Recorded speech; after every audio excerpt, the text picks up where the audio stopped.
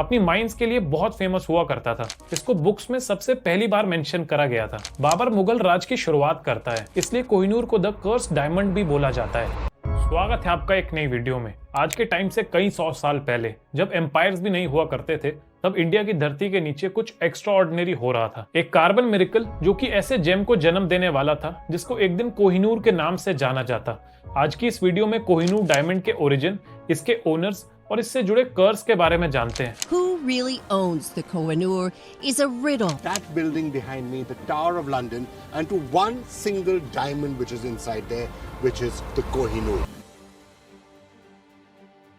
इसकी कहानी शुरू होती है इंडिया के एक ऐसे टाइम से जहां गोलकोंडा रीजन, जो आज के टाइम में आंध्र प्रदेश और तेलंगाना का पार्ट है, अपनी माइंस के लिए बहुत फेमस हुआ करता था। इन्हीं माइंस में कोहिनूर ने अपनी पहली झलक दिखाई थी, पर उस टाइम वो आज जैसा चमकीला नहीं था, बल्कि एक रफ अनकट जेम जो अपने सही समय का इंतजार कर रहा था। पहले हम थोड़ा शॉर्ट में समझे कि डायमंड्स नेचुरली कैसे धरती के नीचे बनते हैं। तो धरती से लगभग 100 किलोमीटर नीचे इंटेंस हीट में, जहां टेम्परेचर 900 डिग्री सेल्सियस से 1300 डिग्री सेल्सियस तक होता है, और वहां पे प्रेशर भी 45 किलो बार से ज्यादा, मतलब बहुत ज्यादा हीट और प्रेशर में कई मिलियन सालों में जाके एक मिरेकल होता है, जिसमें एक कार्बन यानी कोयला क्रिस्टलाइज होकर एक डायमंड बनता है। खैर वो बात अलग है कि अब टेक्नोलॉजी की वजह से लैब ग्रोन डायमंड्स बनने लगे हैं, जिनको आर्टिफिशियल या सिंथेटिक डायमंड्स भी बोला जाता है। अब टॉपिक पर वापस आते हैं। कोहिनूर एक नेचुरल डायमंड बनने वाला था। इस डायमंड का हिस्ट्री में रिटन रिकॉर्ड 14th सेंचुरी यानी 1300s के टाइम पे इसको बुक्स में सबसे पहली बार मेंशन करा गया था,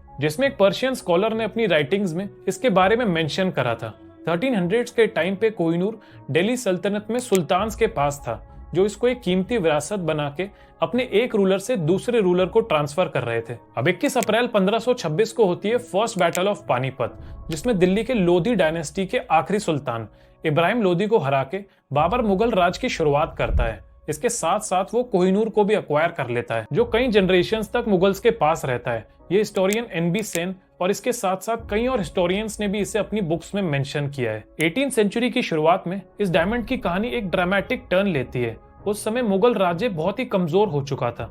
इसको देखते हुए 1739 में पर्शियन कॉन्करर नादिर शाह दिल्ली पे हमला बोल देता है और किसी तरह उसको लूट के अपने देश ईरान ले जा लेता है। और ये पहली बार था जब कोहिनूर अपनी जन्मभूमि भारत छोड़ किसी दूसरे देश ले जाया गया हो। और ऐसा बोला भी जाता है कि वो शख्स नादिर शाह ही था जिसके मुंह से सबसे पहली बार इस डायमंड की खूबसूरती को देख के कोहिनूर निकला था, जिसका मतलब हुआ माउंटेन ऑफ लाइट, जिससे इसका नाम पड़ा। अब 1747 में नादिर शाह के असैसिनेशन के बाद कोहिनूर अफगानिस्तान भी पहुंच गया, जहां वो अफगान ट्रेजरी का पार्ट वहां के अलग अलग रूलर्स के अंडर रहा था, जिसको सिख एम्पायर के फाउंडर महाराजा रंजीत सिंह 1813 में एक्वायर करके वापस इंडिया ले आते हैं। अब इसमें आपने एक चीज नोटिस करी होगी कि किसी भी एम्पायर या रूलर के पास ये डायमंड ज्यादा टाइम तक टिक नहीं पाया, और कई बारी तो इसको लेके एक ही एम्पायर के रूलर्स आपस में तक लड़ जा रहे थे, जिसमें उनको बदनसीबी ही नसीब हो रही थी। इसको लेके बोला जाता था कि कोहिनूर अपने साथ एक वार्निंग कैरी करता था कि जो भी इस डायमंड को ओन करेगा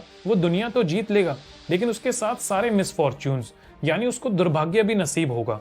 इसलिए कोहिनूर को द कर्स्ड डायमंड भी बोला जाता है। मिथ के अकॉर्डिंग इस दंड के एक्सेप्शन केवल भगवान और महिलाएं थी, जिन पे इसका असर ना होता।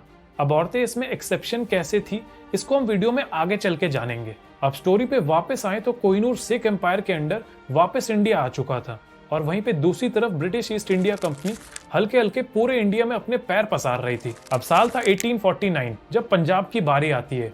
सेकेंड एंग्लो सिख वॉर के बाद ईस्ट इंडिया कंपनी पंजाब पे अपना कब्जा जमा लेती है और एक treaty, the Lahore treaty, sign करी जाती है, जिसमें एक मेजर क्लॉज, जिसके हिसाब से कोहिनूर इंग्लैंड की क्वीन विक्टोरिया को हैंडओवर किया जाए, ये मेंशन करवा लिया जाता है। अब ये एक ऐसा क्लॉज था जिससे हिस्ट्री बदल दी जानी थी। इसमें कई नैरेटिव्स पेंट करे गए थे कि इस डायमंड को एक जेनरस गिफ्ट की तरह क्वीन को दिया गया था, तो वहीं कई हिस्टोरियंस और क्रिटिक्स ने इसको ब्रिटिशर्स के कॉलोनियल राज में फोर्सिबली छीन के लेना बोला था। कोहिनूर का ब्रिटेन में अराइवल किसी फैन फेयर से कम नहीं था, जहां 1851 में इसको लंदन के द ग्रेट एग्जीबिशन में डिस्प्ले पे लगाया गया था, जिसमें दूर दूर से लोग इसको देखने पहुंचे। इसकी अपीयरेंस को बदलने और उसको और अच्छा दिखाने की कोशिश में क्वीन विक्टोरिया के हस्बैंड प्रिंस एल्बर्ट ने एक ऐसा फैसला लिया जिससे उस डायमंड की फिजिकल और हिस्टोरिकल आइडेंटिटी पूरी तरह से चेंज होने वाली थी, जिसमें उस डायमंड के पार्ट्स को कट कर दिया गया, जिससे उसका वेट 42% से कम यानी 186 कैरेट से 105.6 कैरेट्स हो गया था। उसको रीशेप करने के बाद टावर ऑफ लंदन में रख दिया गया, जहां वो आज भी जूल हाउस के डिस्प्ले में देखा जा सकता है। मिड 20th सेंचुरी में ग्लोबल पॉलिटिक्स में एक शिफ्ट देखा गया। जो कंट्रीज ब्रिटिश रूल के अंडर थी उनको इंडिपेंडेंस मिल गई थी। इंडिया, पाकिस्तान और आगे चल के बांग्लादेश, अफगानिस्तान, ईरान, सभी देश अपने अपने रीजंस देके ब्रिटिशर्स से कोहिनूर को वापस मांगने की डिमांड करने लगे, जिस पर ब्रिटिश गवर्नमेंट ने अपना फर्म स्टांस बनाए रखा कि कोहिनूर को लाहौर ट्रीटी की टर्म्स के अंडर लीगली अक्वायर किया गया था। लीगल अटेम्प्ट्स जैसे 2016 में यूके हाई कोर्ट में डायमंड को वापस लाने के लिए केस भी किया गया, लेकिन वो भी अनसक्सेसफुल रहा। अब कोहिनूर को ब्रिटिशर्स ने गिफ्ट की तरह लिया था या फोर्सिबली छीन के? आपको क्या लगता है नीचे कमेंट्स में बताइएगा। मिलते हैं अगली वीडियो में।